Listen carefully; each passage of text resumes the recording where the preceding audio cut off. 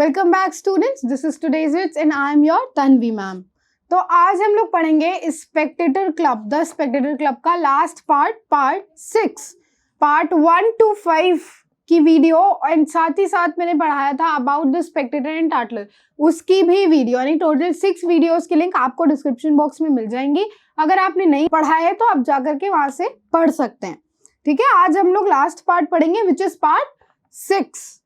Okay, एक और चीज करेक्शन करना चाहूंगी मैंने पार्ट 5 में बोला है कि पार्ट 5 में जो कैरेक्टर थे हमारे उनका आखिरी कैरेक्टर है, विच इज रॉन्ग। ठीक है, पार्ट 6 भी आता है। पार्ट 6 में हम क्लर्गी मैन के बारे में पढ़ेंगे, तो वो वहां पे थोड़ा सा मिस्टेक हो गई थी मुझसे। ठीक है, जो मैं अभी यहाँ पे आपको क्लियर कर दे रही हूँ। चलिए अब हम पढ़ना स्टार्ट करते हैं। I can not tell whether I am to account him whom I am next to speak of। अब रिचर्ड स्टील जो है वो कहते हैं कि मुझे ये नहीं पता है कि मैं जिनके बारे में बताने वाला हूँ आपको, जो इंसान है, मैं उनको सही से आपके सामने उनके बारे में सही से बता पाऊंगा कि नहीं बता पाऊंगा, ये बोल रहे हैं वो। As one of our company, यानी वो भी हमारी कंपनी में से एक है। For he visits us but seldom. अब वो क्या कह रहे हैं, वो ये बोलते हैं कि वो आते तो हैं, वो हम लोगों से मिलते तो है, लेकिन बहुत रेयर यानी कभी कभी आते हैं। बट व्हेन ही डज, लेकिन जब भी वो आते हैं, it adds to every man else a new enjoyment of himself. लेकिन जब भी वो आते हैं तो वो बाकी सारे जितने भी लोग हैं उनके अंदर उनके लिए एक अलग सी इंजॉयमेंट और एक्साइटमेंट होती है। जैसे कभी कभी क्या होता है कि आपके घर में अगर कोई ऐसा इंसान आ रहा है जो आपके बहुत क्लोज है, ठीक है, तो हम बहुत एक्साइटेड होते हैं ना। फॉर एग्जाम्पल, अगर मेरे घर में मेरे भैया लोग आने वाले होते हैं, मेरी एक्साइटमेंट अनदर लेवल होती है। तो ऐसे होते हैं कुछ लोग, तो सेम वही चीज इधर डिस्क्राइब की गई है। ठीक है, कि वो जब आने वाले होते हैं तो जितने भी लोग रहते हैं वो बहुत ज्यादा इंजॉयमेंट से भर जाते हैं, बहुत ज्यादा क्यूरियोसिटी और एक्साइटमेंट होने लगती है उन्हें। He is a clergy man, और वो कौन है, वो एक क्लर्गी मैन है। सर्कल करिए इसको। A very philosophic man, वो बहुत ही philosophic हैं, of general learning, great sanctity of life। Now what is sanctity? Sanctity का मतलब होता है कोई ऐसी चीज जो important हो और जिसको प्रिजर्व करके रखनी हो। ठीक, कोई इतनी इंपॉर्टेंट चीज अगर कोई होती है, जैसे म्यूजियम्स में जो चीजें रखी होती हैं, दैट आर सैंक्टिटी। ठीक है, दोज आर सैंक्टिटी। उन्हें हम सैंक्टिटी का टाइटल दे सकते हैं या एडजेक्टिव उनके लिए यूज कर सकते हैं। क्यों? क्योंकि वो बहुत ही इंपॉर्टेंट होती हैं और उनको इसीलिए सिक्योर करके रखा जा रहा है। ठीक है, तो यहाँ पे उनके लिए ग्रेट सैंक्टिटी ऑफ लाइफ क्यों यूज हुआ है? Because he is that kind of a person. कि हम लोग कहते हैं ना कभी कभी कि ऐसे लोग हर जगह नहीं मिलते, या ऐसे लोग बहुत कम है, बचा करके रखो ऐसे लोगों को, है ना। तो यहाँ पे उसी सेंस में यूज हुआ है। The most exact good breeding, the most exact good breeding यानी कि वो बहुत ज्यादा अच्छे इंसान थे। मतलब एक अच्छे इंसान की जो भी डेफिनेशन होती है, जो भी क्वालिटीज होती है, वो पूरी थी। तभी यहाँ पे एग्जैक्ट वर्ड का यूज हुआ है ना, वो पूरी क्वालिटीज उनके अंदर थी। ऑफ जर्नल लर्निंग, यानी कि जो हमारी जर्नल लर्निंग होती है सोसाइटी के बेसिस पे, जो मैनर्स होते हैं, वो उनको बहुत अच्छे से आते थे। He has the misfortune to be of a very weak constitution। उनका एक मिसफॉर्च्यून था, ठीक है, कि वो बहुत ही वीक कॉन्स्टिट्यूशन के थे ना। What is very weak constitution? Very weak constitution का मतलब है कि उनकी जो फिजिकल हेल्थ थी वो हमेशा कम होती रहती थी। फिजिकल हेल्थ उनकी ठीक नहीं रहती थी, हमेशा खराब रहती थी फिजिकल हेल्थ।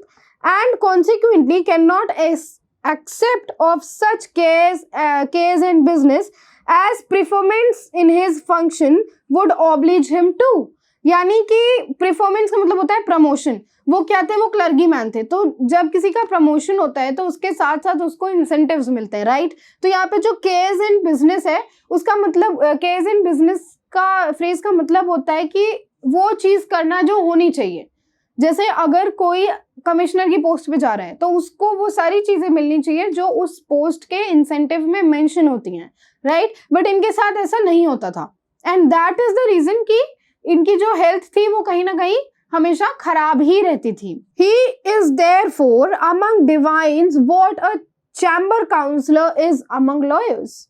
अब वो क्या बोल रहे हैं, इधर उन्होंने मेंशन किया है ना प्रेफरेंस इन हिज फंक्शन, तो इसी को आगे डिस्क्राइब कर रहे हैं।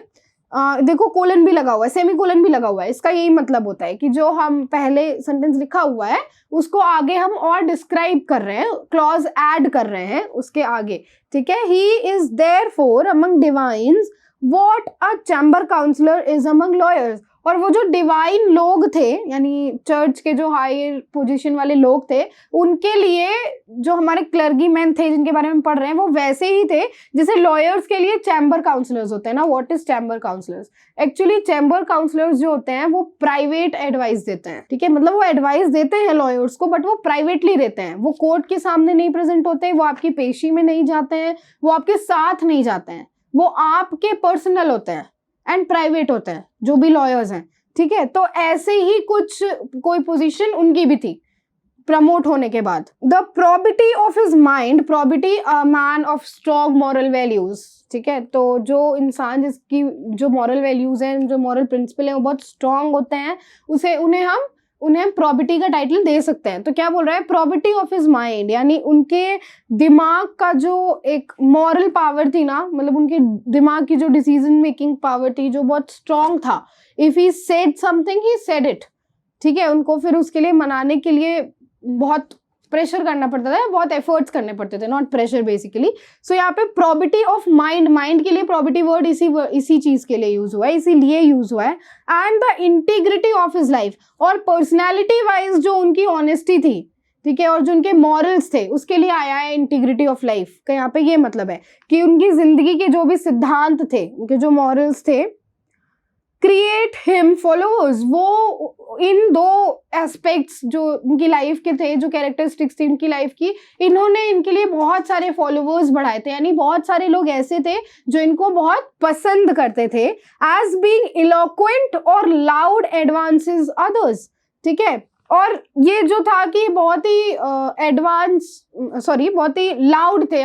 लाउड से यहाँ पे क्या मतलब है कि अपने ओपिनियंस को बहुत ही स्ट्रांगली रखते थे, ठीक है। And this was the reason कि लोग इनसे बात करना पसंद करते थे, लोग इनसे मिलना जुलना, रिलेशन बिल्डअप करना पसंद करते थे। एडवांसेस अदर्स का यही मतलब है यहाँ पे। Clear? He seldom introduces the subject he speaks upon. वो कभी कभी उस सब्जेक्ट को इंट्रोड्यूस कर देते थे पहले जिसके बारे में वो बोलने जा रहे हैं। सेल्डम मतलब कभी कभी। But we are so far gone in years that he observes, but अभी तक जितनी बार हम उनसे मिले हैं, but we are so far gone in years. इसको अगर इस फ्रेज का मतलब अगर हम देखें, वैसे तो इंडिविजुअली इस फ्रेज का मतलब अलग होता है, बट यहाँ पे इसका ये मतलब है कि जितना हम उनसे मिले हैं, हम लोग कहते हैं ना कि जितना हम उनसे मिले हैं, जितना हम इस पर्सन को जानते हैं, पर्सन ऐसा नहीं ऐसा है, तो यहाँ पे उसी सेंस में यूज कर रहे हैं रिचर्ड स्टील। और वो ये कह रहे हैं कि जितना हम लोग इनसे मिले हैं या जितने साल से हम लोग इन्हें जानते हैं, ही ऑब्जर्व, ये ऑब्जर्व करना ज्यादा पसंद करते हैं। बहुत कम ही ऐसा होता है कि ये जिस चीज के बारे में बोलने जा रहे हैं उसका इंट्रोडक्शन दे दे। इसीलिए कभी कभी मेंशन किया गया है कि कभी कभी ये जो बोलने जा रहे हैं उसका इंट्रोडक्शन पहले से दे देते हैं कि हाँ मैं इस बारे में बात कर रहा हूँ। अदरवाइज ये डायरेक्टली अपने ओपिनियन रखना पसंद करते हैं। व्हेन ही इज अमंग अस, जब वो हमारे साथ होते हैं तब वो ऑब्जर्व करना पसंद करते हैं। And earnestness to have him fall on some divine topic which he always treats with much authority. तो क्या होता है कि हम अक्सर ये देखते हैं कि जब वो हमारे साथ होते हैं तो वो ऑब्जर्व करते हैं, और जब उनको लगता है कि नहीं हम किसी डिवाइन टॉपिक के बारे में बात कर रहे हैं तो वो बहुत ही इंथुसियास्टिक वे में उसमें अपने ओपिनियंस रखते हैं, ठीक है। यानी कि उस आर्ग्यूमेंट में वो भी शामिल होते हैं, वो भी इंक्लूड करते हैं खुद को।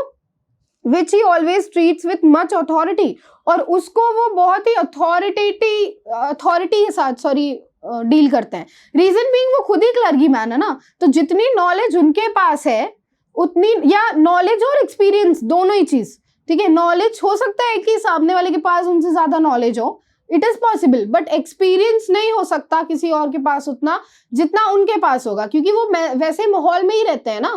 24 आवर्स में से मैक्सिमम ऑफ द टाइम उनका वैसे ही माहौल में जाता है। इसीलिए यहाँ पे ये बोला गया है कि वो डिवाइन टॉपिक्स जो होते थे उनको बहुत ही अथॉरिटेटिव वे में डील करते थे उनके साथ, और बहुत ही स्ट्रांगली अपने ओपिनियन रखते थे। As one who has no interest in this world, as one who is hastening to the object of all his wishes and conceives hope from his decays and इन्फर्मिटीज। अब वो क्या बोल रहे हैं कि वो और एक्सप्लेन कर रहे हैं कि अथॉरिटेटिव वे में वो कैसे रखते थे, जब वो अपने ओपिनियंस रखते थे तो ऐसा लगता था कि उनको दुनिया में और किसी चीज में इंटरेस्ट है ही नहीं, डिविनिटी के अलावा, डिवाइन टॉपिक्स के अलावा उनको और किसी चीज में दुनिया में इंटरेस्ट ही नहीं है। आगे क्या लिखा है, एज वन हु इज हैस्टनिंग, हैस्टनिंग मतलब क्या होता है, जल्दी जल्दी करना किसी चीज को ना। आगे पढ़ते क्या कह रहे हैं, hastening to the object of all his wishes. ठीक है, जैसे हम जब हमारे पसंदीदा चीज, इसको ऐसे समझो कि अगर तुम्हें आइसक्रीम खानी है, ठीक है, और तुम्हारे सामने आइसक्रीम है और तुम्हारा बहुत मन कर रहा है, तुम्हें लगेगा ना कि तुम्हें जल्दी से मिल जाए, कुछ वैसा वाला सीन है। ठीक है, तो वो टॉपिक उनके लिए वैसा ही था कि वो ऑब्जर्व करते रहते थे कि बस डिवाइन टॉपिक कोई भी आए और मैं तुरंत उसमें अपने ओपिनियन रखूं। ठीक, वैसा वाला सीन यहाँ डिस्क्राइब किया गया है। And conceives hope from his decays and infirmities. ठीक है, जो भी प्रॉब्लम्स आते हैं, ये जो भी नेगेटिविटी आती है, हम जिस तरीके से ये होप करते हैं कि हम उससे बाहर निकले, ठीक है, या हम ये होप करके रखते हैं कि नहीं ठीक है अगर बुरा वक्त आया तो हम अच्छा वक्त भी आएगा ही आएगा। हम अपने डाउन टाइम पे जब हम डाउन होते हैं तो हम इसी तरह तो खुद को होप देते हैं ना, सेम वैसे ही वो भी डिविनिटी का वेट करते रहते थे कि ये लोग आर्ग्यूमेंट कर रहे हैं तो डिवाइन टॉपिक एक दो तो आएंगे ही आएंगे। सो ही कीप्स ऑन वेटिंग कि बस वो आए और ये अपने ओपिनियन रखें। ठीक है, These are my ordinary companions। अब वो इतना ही उनके बारे में डिस्क्राइब करते हैं, क्लर्गीमैन के बारे में, और फिर रिचर्ड स्टील बोलते हैं ये वो सारे लोग थे जो मेरे कंपेनियंस थे, और कंपेनियंस के पहले उन्होंने एक वर्ड लिखा है ऑर्डिनरी कंपेनियंस। ठीक है, तो ऑर्डिनरी मतलब ऑर्डिनरी लिखने का क्या मतलब था यहाँ पे, सोचने वाली बात है ना, because as we all have read कि इन्होंने हर क्लास को डिफाइन किया है। आर्मी को इन्होंने डिफाइन किया, इन्होंने जनरल क्लास को डिफाइन किया, क्लर्गीमैन से इन्होंने चर्च के एक पर्सन को उठाया, उसको डिस्क्राइब किया, राइट। सो हर सोसाइटी का हर एक कोना इन्होंने टच किया है। And then he says these are my ordinary companions, ये मेरे ऑर्डिनरी कंपेनियंस थे। तो यहाँ पे ऑर्डिनरी वो पर्टिकुलर पर्सन को नहीं कह रहे हैं, ये पर्टिकुलर पर्सन के लिए नहीं कह रहे हैं, ऑर्डिनरी कंपेनियंस है यहाँ पे, मतलब है ऐसे लोग जो सोसाइटी के बीच से ही आते हैं, ये मेरे वो वाले कंपेनियंस थे। ऑर्डिनरी यहाँ पे इस सेंस में यूज हुआ है। क्लियर? ओके, तो ये था हमारा द स्पेक्टेटर क्लब, जो कि आप फिनिश होता है। एंड वन थिंग मोर, नीचे लिखा हुआ है, मतलब जिन्होंने टेक्स्ट हम लोगों से लिया होगा उसमें नीचे लिखा हुआ है पब्लिश्ड इन द स्पेक्टेटर मार्च 1 1711। ये एक्स्ट्रा इन्फॉर्मेशन है कि कब ये पब्लिश हुआ था द स्पेक्टेटर में। ठीक है, ये टेक्स्ट में एड ऑन नहीं है, टेक्स्ट आपका यहीं तक था, ऑर्डिनरी कंपेनियन तक ही था। ठीक है, तो आई होप आपको अच्छा लगा होगा पढ़ करके, एंड आप अपने क्वेश्चंस एंड अपने ओपिनियंस कमेंट बॉक्स में लिख सकते हैं। और अगर आपको क्रिटिकल एनालिसिस चाहिए तो उसके लिए हम मिलते हैं लाइव क्लास में। LU और AU की लाइव क्लास चलेंगी, अगर व्हाट्सएप नंबर आपको दिख रहा होगा, अगर आपको ज्वाइन करनी है लाइव क्लास तो आप व्हाट्सएप नंबर पे मैसेज करके सर से जुड़ सकते हैं। और वैसे भी जुड़िए, बिकॉज सर जो है अपने स्टेटस पे बहुत सारे इन्फॉर्मेटिव वीडियोस एंड इन्फॉर्मेशन लगाते रहते हैं, तो अल्टीमेटली वो आपको हेल्प ही करेंगी। Okay, till then keep studying and keep watching this channel. मिलते हैं नेक्स्ट वीडियो में।